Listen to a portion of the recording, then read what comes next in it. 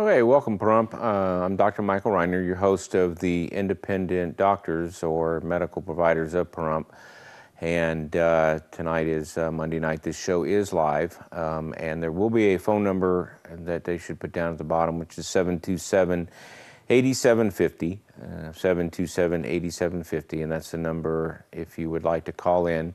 I don't really have a planned topic tonight. I'm going to talk about a lot of different things, and sometimes if people will call in, that will spark an interesting discussion about anything that is in your mind or anything that you want to bring up regarding medicine and what's being out there in the community, what you've heard, what you haven't heard, what you're concerned about.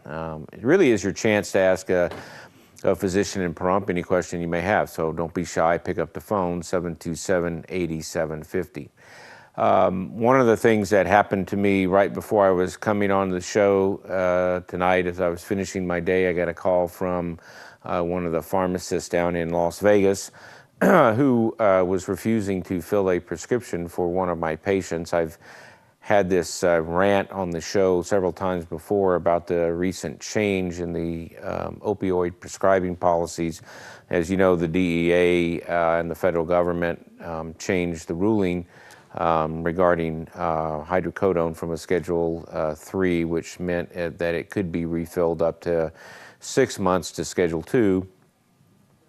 And I had a run-in with one of the pharmacists in Las Vegas probably about a year or so ago, which I did report to the pharmacy board because the pharmacist asked for records of a patient regarding the treatment plan. And as you may not know, part of this issue that has developed was that Walgreens, as a pharmacy chain in Florida, was caught up in this pill mill sting that the federal government did, and was eventually fined $80 million for their role and lack of due diligence. I don't know all the details, but part of that fine, and part of what Walgreens did as a result of that, is they decided to limit the amount of opioids that they were shipping to each individual pharmacy.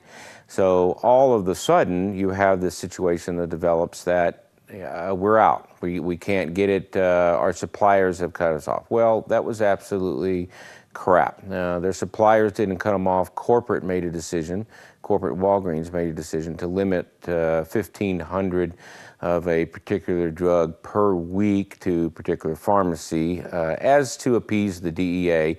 So therefore a law inadvertently was propagated without the DEA ever having to lift a finger.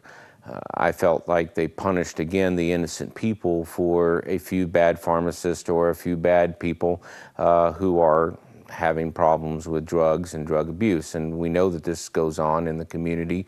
It is a problem. It's a problem for us as physicians. It's a problem for law enforcement. It's been an age-old problem for years, and it's never going to go away. Prescription drug abuse or abuse or addictions are never going to go away. They're always going to be a part of our society. And that is a host for a huge topic down the road as to what we do about that.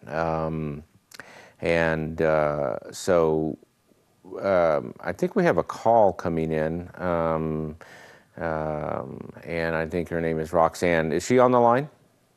Yes, I'm here. Okay. Good evening, Roxanne. What can I do for you? Well, you recently, I asked you for some help with weight loss, and you prescribed me with some Belviq. And after reading the side effects and going online and seeing the side effects, I have decided not to take it. But can you please explain, or can you tell me what you think about the side effects and how, I don't know, just can you tell me what you think about the side effects to Belviq? Well, and if you think it's a safe drug. Yeah, but Belviq is a drug that kind of like was Meridia. It was anytime you're dealing with serotonin-based products, they can cause stimulation of your central nervous system And so those are the listed side effects regarding that. It is a newer medication. I haven't had a lot of experience with it as far as, because it is new. It is FDA approved, and as you know, the FDA is not one of these that approves a lot of medications for weight loss. So therefore, I believe that's the issue. I think reactions that you can read about and reactions that actually take place are totally different. And I had this discussion with a patient the other day. If you look at the PDR, if you look at what they give you as far as the side effects for every medication, why would you even take one? But very few and far between, but they are of some concern. And Belviq is safer than, I think, phentermine or some of the other products out there, which are stimulants, and they do cause all types of blood pressure and cardiac issues, which Belviq is seeming to stay away from. So I don't know that you can't tolerate it. I don't know that. It's something that is an individual case with each medication. So I don't dwell a lot on the posted side effects on medications, because I really look at allergies more than I look at side effects, mainly because, and I know that may seem a little maybe shallow at times, but not everybody has every side effect. And if you look at the side effects versus placebo, they are usually 3 to 5% within each other. And these are, if you understand how these studies are drawn out, people will take prescriptions, they know they're in a study, they know kind of what they're doing, so they may be a little more attuned to some of the side effects that may be in there, and therefore they're listed. And that doesn't mean that you won't or won't be able to do that. In any medication, I don't like diet medications in general. Because they work for a while, and then usually people break through those medications and they're back to eating what they were before. So it's diet, it's the proper diet, it's the proper food reduction, and it's exercise, and those are the hard words that people don't always like.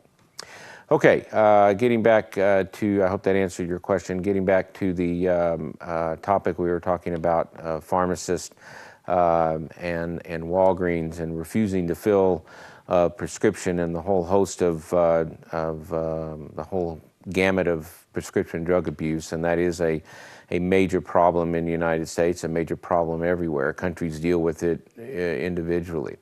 I think we need to decriminalize some of the drug abuse problems in this country, and we need to have more counseling and more ways to deal with people who might be leading towards drug abuse. But that being said, I don't believe that it's the DEA or the pharmacist or that particular group of individuals to make it harder for the honest people who really do have pain to get their pain prescriptions. And pain is an individual thing. There's no way that I can grade date it. Some people are sensitive, some people are not so sensitive, and some people tolerate pain. Can most people get by without pain medications? I do believe they can.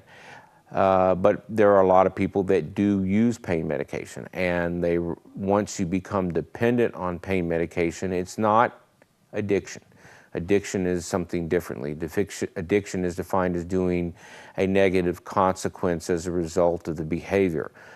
And you could apply that to anything. You could apply it to gambling. If you go into the grocery store to get your groceries and never make it past the slot machines, you have a problem. There's some negative consequences with not buying your groceries.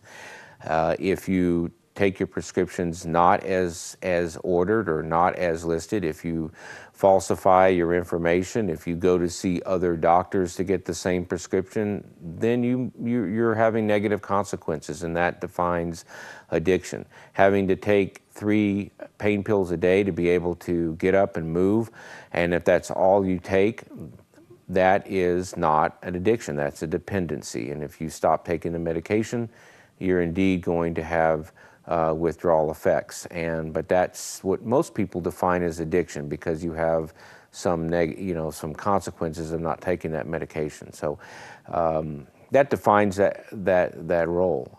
but the pharmacist here in question refused to fill this prescription because they didn't get information. And today they refuse to fill this prescription because this patient didn't meet their prescribing profile. And they don't have that therapeutic option. And I will file another complaint with the State Board of Pharmacy because the pharmacist should not be able to refuse prescriptions. The other thing that the pharmacist and the community is doing is they had this unwritten rule that 30% of the pharmacy's prescriptions that are written have to be with non-controlled substance medications. Now, I don't know where that came up, and I don't know who made this up, but I've heard this from several pharmacies. And what I believe that is, and I don't know for sure, but what I believe it is that you have a few central distributors, big distributing houses that distribute to the local pharmacies. And the DEA has put pressure on those people to monitor the amount of prescribing or the amount of medication that's going to each individual pharmacies. And this is a way of kind of tracking which pharmacies might be involved in the illicit or the large numbers of controlled pain medications. And that's, some geographic locations are different than other geographic locations. We live in a retirement community where a lot of people have arthritis. A lot of people have these particular issues and they need these medications. And yet they're being punished because maybe that particular person has 3 pain medications, or they have 2, and that's really all that they take. So I realize that drug abuse is not going to go away. I realize that drugs are not going to go away. But it's not up to me, and I don't remember being deputized by the DEA to thwart drug abuse. I do have a practice that I use. I do have a way we screen our patients. We do look at their profile in the state. We do look for people that are seeing multiple physicians. We've heard every story in the book on someone who has I've lost my prescription, I flushed it down the toilet, I went traveling. I mean, I've heard just about every excuse in the book. People mispronounce the medications so that they assume that, that we don't know what they're talking about. The list goes on and on and on. We as physicians or practitioners have probably heard every excuse under the book, and we're aware. We're aware. We catch people who don't take their prescriptions. We catch people who are taking other substances when we see them. So eventually it comes out. Eventually, if you're abusing medications, eventually the truth will come out and you will be subjected to the scrutiny, and we will no longer see you for those pain medications. That's just the reasonable practice today. Do I like doing that? No. Is that the way I want to run my practice? But I've even been influenced by the specter of, being a physician and having someone show up, with a drug-addicted problem. But I don't make anyone addicted to drugs. They choose that behavior. If you line 15 people up and give them all a medication that has the potential for being addicted, that particular medication, you'll find 2 of those 15 people that it will change their behavior, and they will want to revisit the euphoria that they got from that medication. And that's the insanity of an addiction, doing the same thing, expecting different results, meaning I'm going to try and chase that euphoria, and I'll keep chasing it. And the other thing about addictions is people are desperate. Desperate people do desperate things. I know you've probably heard that before. A drug addict they lose all sense of judgment, and they will steal, they will lie, they will cheat, and therefore there are negative consequences associated with that behavior. And it is important for people to be honest, to get the help that they need.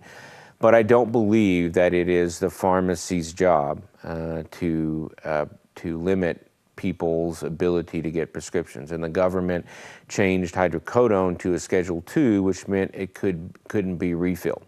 And that again punishes the person who takes their pain pills responsibly. Now they have to have more visits. And they've kind of tweaked the law a little bit to allow this so-called, you could write a 90-day prescription. There's no limits on quantity. You can write larger numbers. But if you write larger numbers, the pharmacies have a problem with it, and they don't want to fill it. So we're caught between this war. It used to be pharmacies were working with physicians to help spot problems. Now the pharmacies have become so-called like the bank tellers are. They're thwarting money laundering, and they're thwarting drug addiction. And one pharmacist said, well, I'm responsible for that prescription. Well, if you fill a prescription incorrectly, yes, you are. Me, as a prescribing physician, I'm the one that ultimately pays the price. As long as the pharmacist fills the prescription correctly, their liability is very much limited. But to ask for medical records and to review treatment plans, they weren't trained like that. And I personally have an issue with pharmacies even getting into the doctor business, having quick cares and having things of that nature. I had a situation with a pharmacy about 1.5 years ago. I called in a prescription and I couldn't talk to the pharmacist because they were out giving injections. Yes, they have the right to dispense, and I think that's where they've taken that. And they started giving, but when the pharmacist texts, you can call me back in 15 minutes because the pharmacist is giving an injection. I'm like, do I really have to wait for that? It's kind of an insult. This is this whole milieu of pharmacies trying to find different areas to make money, and I don't like it. I don't like it at all. And personally, I think with the latest incidents with Walgreens calling me, if I'm a personal shopper, I try and avoid Walgreens. They built their business by having a pharmacy that is based on you going in there and getting your prescriptions filled. And that's how they made their money. They made their money by charging 2 and 3 times for a simple item. And that's how they got people, that's how they built their business. And now they lost the way that they made their business, and they lost what they did, and they're going to lose, I hope, more customers as a result of this. I wouldn't go there. And I think it's a shame that the pharmacies and the DEA have turned everybody against one another. Well, we're going to be going to break in a few minutes, and if you do have a comment or a topic about this, if you're a patient who's had this trouble with filling your prescriptions, I encourage you to call in and discuss it, and let me know if you've had any issues with that. It makes for a good rant show. And when we come back, I think we'll talk a little bit about diabetes, which I was talking about, and along the addiction issue, I think we're going to talk about quitting smoking. That's something that always comes up, and it's something that is we're coming up on the new year. And when you're coming up on the new year, people want to make resolutions, and one of those resolutions that could be a very positive for people is smoking cessation. So I think that that's one of the things that we should do. So we're going to go right to break, and when we come back, we'll talk about quitting smoking and anything else that might come up. And again, call me 727-8750. I'm Dr. Reiner. Thank you for tuning in tonight.